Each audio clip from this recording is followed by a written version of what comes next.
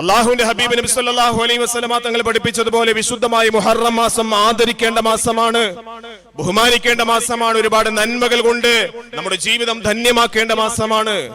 ഏറ്റവും സവിശേഷമായ മുഹറം 10ന്റെ സവിശേഷമായ ശ്രേഷ്ഠത എന്ന് പറയപ്പെടുന്നത് കേവലം നമുക്കറിയാം, ഇന്ന് ആധുനിക സമൂഹം ഇന്ന് അനുഭവിച്ചുകൊണ്ടിരിക്കുന്ന സർവമാന പ്രശ്നങ്ങൾക്കും പരിഹാരം തേടേണ്ട ദിവസം കൂടിയാണ് വിശുദ്ധമായ ആശൂറയുടെ അഥവാ മുഹറം 10ന്റെ ദിവസം എന്ന് പറയപ്പെടുന്നത്.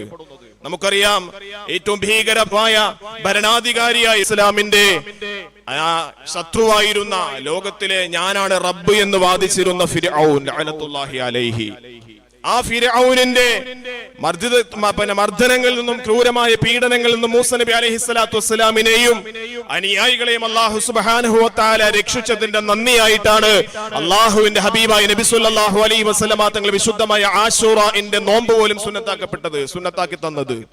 സ്വഹാബത്തിനോട് പറഞ്ഞല്ലോ, നബി തങ്ങൾ മദീനയിലേക്ക് കടന്നു ചെന്നപ്പോ മദീനയിലെ യഹൂദികൾ മുഴുവനും നോമ്പുകാരായിരുന്നു ആശൂറയുടെ ഒരു ദിവസം.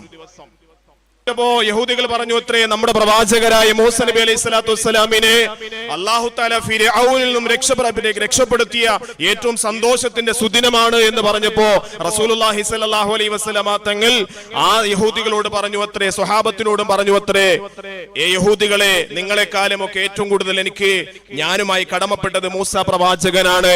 അതുകൊണ്ട് സ്വഹാബത്തെ, നിങ്ങൾ ആശൂറയുടെ ദിവസം നിങ്ങളും നോമ്പ് അനുഷ്ഠിക്കണമെന്ന് റസൂലുള്ളാഹി സ്വല്ലല്ലാഹു അലൈഹി വസല്ലമ തങ്ങൾ സ്വഹാബത്തിനോട് നിർദ്ദേശിച്ചു. കേവലം എന്നെ പോലെ നിങ്ങളെ പോലെ സ്വാഭാവികമായ ഒരു ചിന്താഗതി സ്വഹാബത്തിനുണ്ടായി. സ്വഹാബത്ത് റസൂലിനോട് ചോദിച്ചു, റസൂൽ സല്ലല്ലാഹു അലൈഹി വസല്ലമ തങ്ങൾ സ്വഹാബത്തിനോട് പറഞ്ഞു കൊടുത്തു, സ്വഹാബ, യഹൂദികളിൽ നിന്ന് നിങ്ങൾ വ്യത്യാസമാകാൻ വേണ്ടി അവരുടെ നോമ്പിൽ നിന്ന് വ്യത്യാസമാകാൻ വേണ്ടി നിങ്ങൾ വിശുദ്ധമായ മുഹറം 9ന്റെ അന്നോ അല്ലെങ്കിൽ അതിനുശേഷമുള്ള ഒരു ദിവസം കൂടി നിങ്ങൾ നോമ്പ് അനുഷ്ഠിച്ചു കൊള്ളണേ സ്വഹാബ. കാരണം എന്താ, അത് മുഹമ്മദീയ ഉമ്മത്തിന്റെ പ്രത്യേകതയാണ്. അതുകൊണ്ട് തന്നെ ആശൂറ ഏറ്റവും പവിത്രമായ ദിവസമാണ്. ആ ഒന്നുകിൽ മുഹറം 9നും കൂടി നിങ്ങൾ നോമ്പനുഷ്ഠിച്ചു, 9ഉം 10ഉം കൂടി നിങ്ങൾ നോമ്പനുഷ്ഠിക്കണം. 9ന് നോമ്പനുഷ്ഠിക്കാൻ കഴിയാത്തവർ 10ഉം നബി സല്ലല്ലാഹു അലൈഹി വസല്ലമ തങ്ങൾ കൽപ്പിച്ചു. അത്രയ്ക്ക് ശ്രേഷ്ഠമായ ഒരു ദിവസമാണ്. റസൂലുള്ളാഹി സ്വല്ലല്ലാഹു അലൈഹി വസല്ലമ തങ്ങൾ പഠിപ്പിച്ചത് സൗമു ആശൂറ കഫാറത്തു സനത്തിൻ, ഒരു വർഷത്തെ പാപങ്ങൾക്കുള്ള പരിഹാരമാണ് എന്ന് അല്ലാഹുവിന്റെ ഹബീബ് നബി സല്ലല്ലാഹു അലൈഹി വസല്ലമ തങ്ങൾ കൽപ്പിച്ചപ്പോ ആ ആശൂറയുടെ നോമ്പിന്റെ മഹത്വം നമുക്ക് മനസ്സിലായി. അല്ലാഹു അനുഗ്രഹിക്കുമാറാകട്ടെ. റസൂലുള്ളാഹി സ്വല്ലല്ലാഹു അലൈഹി വസല്ലമ തങ്ങൾ സ്വഹാബത്തിനോട് പറഞ്ഞു കൊടുത്തു, റസൂലുള്ളാഹി തങ്ങൾ പഠിപ്പിച്ചത്, ഒരാൾ ആശൂറയുടെ ദിവസം നോമ്പനുഷ്ഠിച്ചു കഴിഞ്ഞാൽ കതബല്ലാഹു ലഹു ഇബാദത്തു 60 സന, 60 വർഷം അവൻ നോമ്പനുഷ്ഠിച്ചതിന്റെ പ്രതിഫലമാണ് മുഹറം 10ന്റെ നോമ്പിന്റെ പ്രതിഫലം എന്ന് പറയുന്നത്.